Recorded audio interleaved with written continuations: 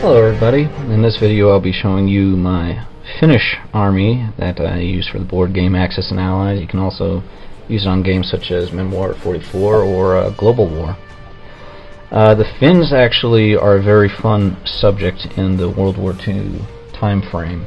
World War II for them was actually three separate wars. You had the 1939 Winter War, where they fought for their freedom to prevent themselves from being annexed by the Soviet Union.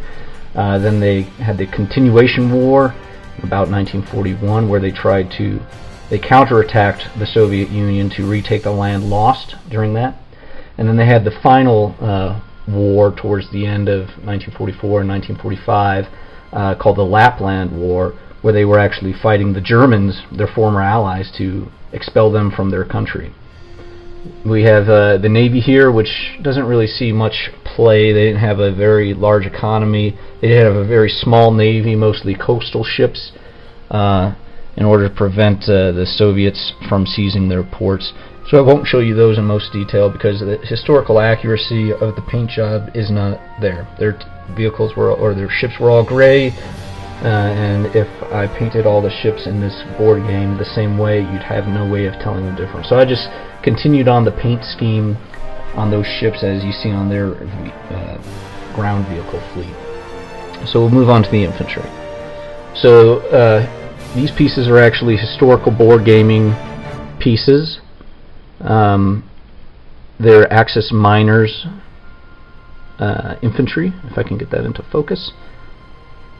And it looks almost exactly like what a Finnish soldier without his helmet would look like. So this was a very good piece to use.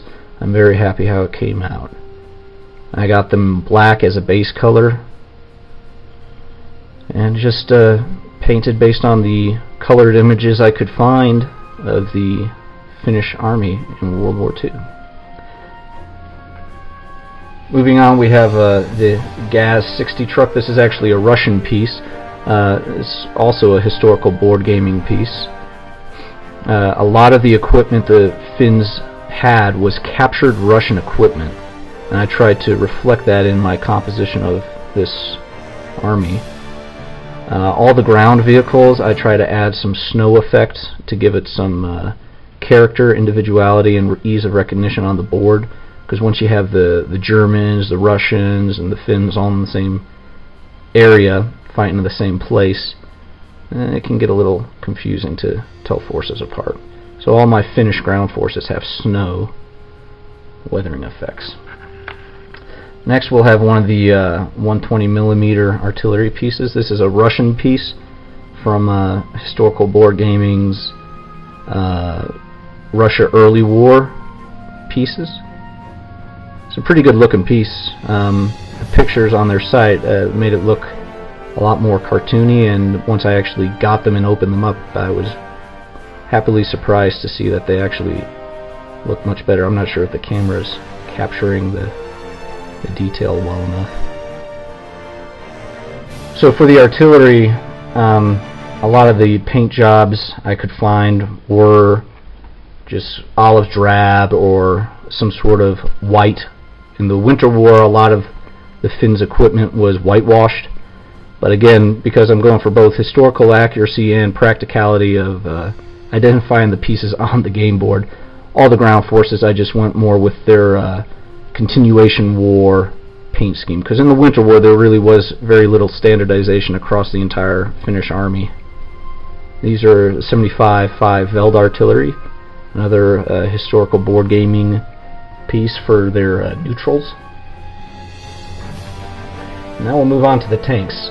When I just got a variety of different tanks because I thought it looked cool and I wanted to replicate the composition of Finnish forces.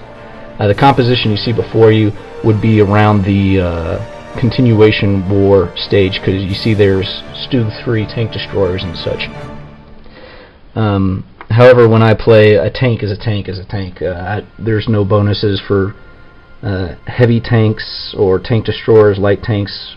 House rules always apply, but I just wanted to have a force that looked like it was actually captured Russian equipment or brand new German equipment. This is actually a KV-2.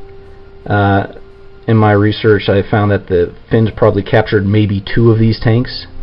For your World of Tanks players, you'll notice it doesn't have the derp gun on it. It's got the smaller gun. And that's a heavy tank. Try to get some of the weathering effects, such as the exhaust melting through the snow. Now on the tanks, you'll see I actually use aircraft decals. I put them in historically accurate spots, but it wasn't practical to try and paint the Nordic cross swastika. You'll notice that the swastika on these are not tilted. That is historically accurate.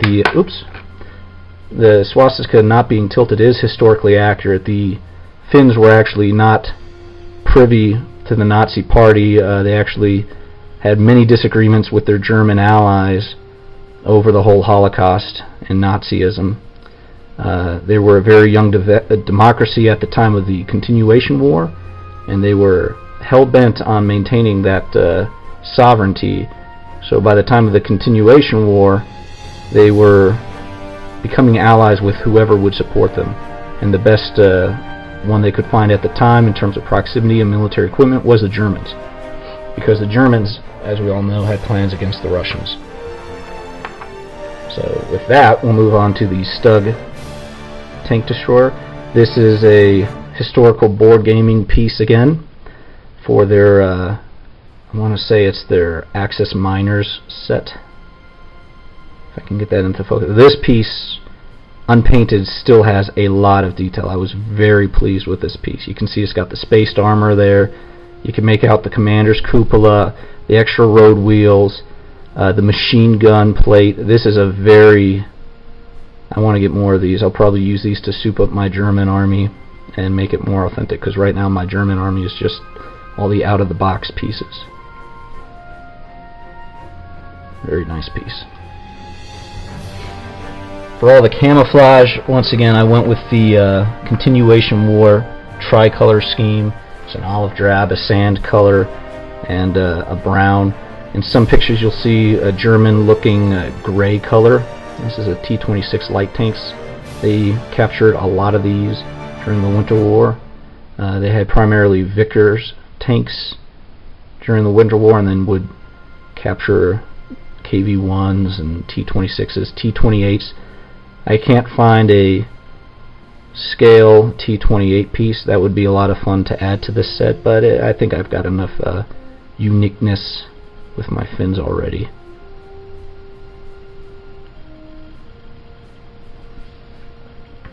And then we'll move on to the Air Force.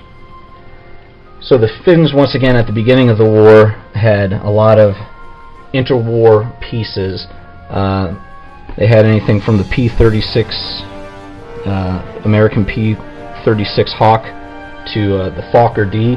I went with the Fokker D as the primary fighter for the my Finnish forces. This, once again, is a historical board gaming piece. I think it's their neutrals, part of their neutrals. I found a lot of pictures of the Fokker D during my research, so it just made sense that this would be the primary fighter I would use for my army. It's a fun paint scheme, just a light and dark green and then yellow on it to make it pop, and then a gold gray on the bottom. These were actually probably the most enjoyable pieces to paint, because the Air Force just looks sleek. And then these are Ju-88 bombers. These are, I bought off of Historical Board Gaming, but I believe these are their stock of just Axis and Allies out of the box pieces. Still a good bit of detail on them. The cockpit, you can see the different lines, maybe not on the camera. But these were fun pieces. What made the Air Force, in my mind, more fun to actually do was the decals I've been using for these were actually Air Force decals for their roundels.